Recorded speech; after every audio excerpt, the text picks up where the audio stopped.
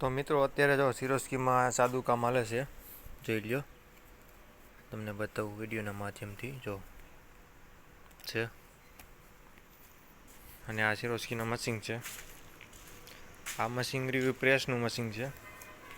જે આ રીતે આ સીટ કહેવાય. આ સીટ ઉપર જે અહીંયા સ્ટોન રહ્યા બધા એ પાથરી દેવાના. પછી આ મશીન રહ્યું આ બાજુ વી આવે ને એટલે આ સીટમાં બધા પથરાઈ જાય. પછી જે આપણે અહીંયા પાથરી દેવાના સાડીમાં. પછી પ્રેસ કરો એટલે બધી સિરોસ્કી છૂટી જાય.